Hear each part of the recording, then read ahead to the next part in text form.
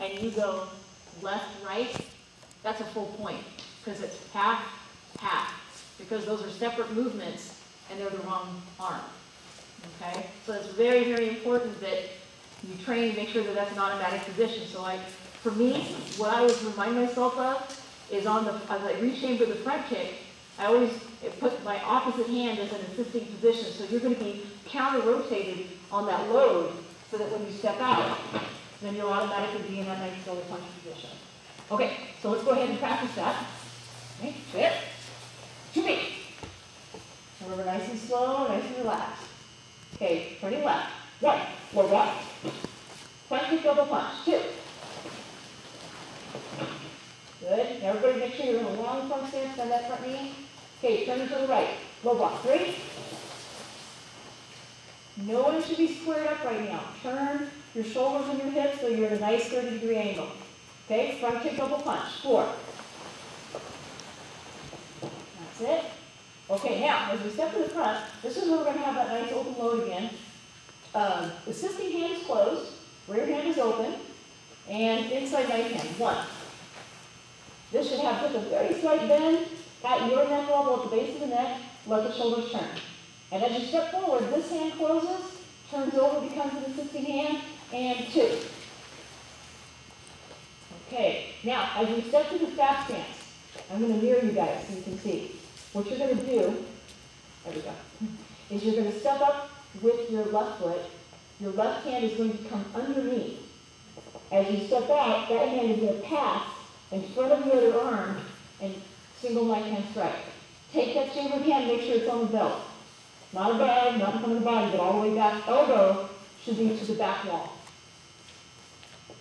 From here, as you shift into a front stance, this hand becomes an assisting hand and reverse punch, 2.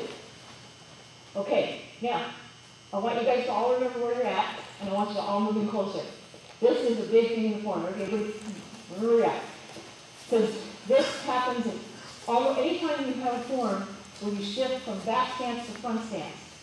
Okay, this is where they're going to deduct a lot heavily. Your stance should not get more wide. Pumse is made to come back to the same position. Okay, there's a couple of higher level black belt forms where that does get a little difficult. We'll talk about it. But in the color belt forms, you come back to the same position. Anybody ever have problems coming back to the same spot in some of their forms? How about it? Those of you that know table 8. Okay, you start here and you end up back over here. Anybody have that problem? Okay, this is why. It's because in that form, I'm just using that as an example, there's about 4 or 5 times where you shift from back stance to front stance. And every time that you step over, you just change the line of that form. Okay? What should happen is, I'm going to use this line as an example. My foot's on one side and the heels of the other foot's on the other. When I step out to a front stance, my front foot will move somewhere between a foot length, maybe only a half a foot length. But my back foot is going to pivot on the ball of the foot this way. So what I've done is I've taken up distance from both ends. So remember the back stance is pretty narrow, but a front stance has a fist width. That fist width happens when I pivot that back foot out. Now I have that fist distance. Everybody see that? Okay.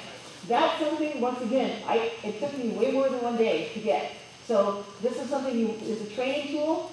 I've had students that have such a bad habit, I put them up against the wall, right here, and I made them step. And that way, if they step too wide, they run their foot into a wall. That's a good way to train it out of them. So, or you can just use a line on the floor, and you just slide that front foot along the line, and then pivot the back foot. And just practice that motion. Because the reverse of that's that movement in choreo, which we obviously haven't gotten to yet, where we shift back to a back stance. It's the same exact movement. Okay? So let's go ahead and go back to that same spot on the floor. Okay, so go back to peg of 3. We're in a back stance, single right hand. Lead hand becomes assisting hand. Slide the lead foot only forward and reverse punch. 2. Good. Now, quarter turn on the front foot, on the ball of the foot. Okay, pivot, and a single right hand. 1. Now remember that knife hand should have not chambered here, but here. So it passes all the way through to that position, so you have a nice big volume of movement. Okay, now, lead hand becomes an assisting hand. Slide the foot only forward, reverse punch. Good. Open up the arm, step to the front, inside middle block. 1. Now, same thing, the same open low like the knife hand. This hand becomes an assisting position, this hand open. 2. Okay, turning all the way around, keeping the first line. Low block. Okay, and I want to see you guys do the kick over punch and reach in with the hands. Go. And 1, 2. That's it. That's fine. Okay, turn the other way. Low block. 1. We're reaching with the hands.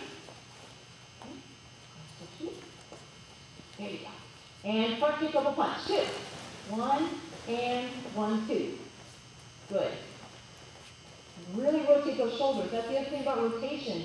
It is 30 degrees, 30 degrees. So everybody can see me over here. You don't want to be flat. It's 1, 2. Okay, now stepping to the back. First 2 movements are just low block, reverse punch. Reach over the top and low block punch. So we have 2 rotations, 30 degrees, 30 degrees. Now you're going to rotate again, even more on the railroad. 1, 2. Good. Last 2 movements, we have the kick.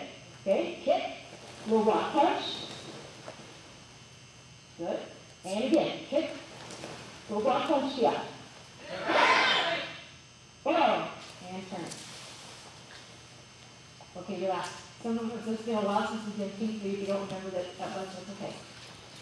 The actual form requirement really starts at about Peg 4, at least for the junior divisions up, and you'll start in that packet as well. Now we're going to go ahead and go to